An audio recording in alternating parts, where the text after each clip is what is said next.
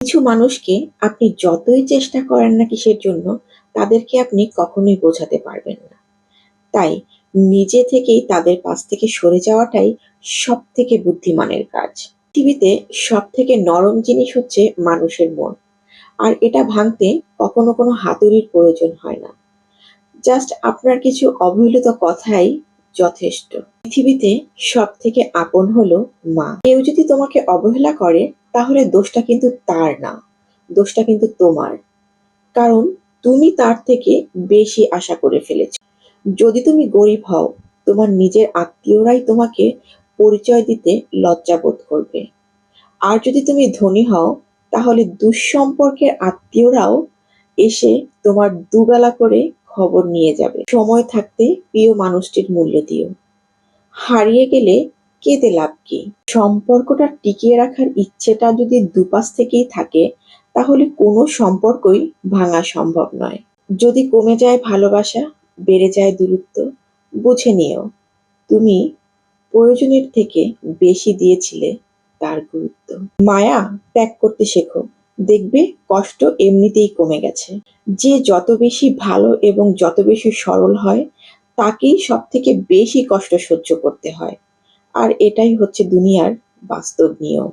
নিজেকে এমনভাবে তৈরি করো যে তোমাকে ছেড়ে চলে গেছে, সে জানি তোমাকে পাওয়ার জন্য আফসোস করে। এই শহরে হাত ধরার মানুষের অভাব হয় না, অভাব হয় হাত ধরে শেষ পর্যন্ত দাঁড়িয়ে থাকা মানুষের। জীবনে দুই ধরনের মানুষের থেকে দূরে থাকবেন। এক, অহংকারী মানুষ। দুই, ব্যস্ত মানুষ।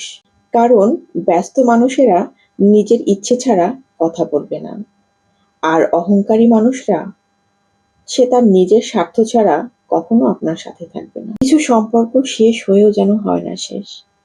একজন হয়তো অনেক বেশি বদলে যায়, আর অন্যজন সেই সম্পর্কের বোঝাটা বয়ে বেড়ায় আজীবন। কাউকে মারার জন্য বিষের প্রয়োজন হয় না, ছোট ছোট অবহেলাগুলোই যথেষ্ট।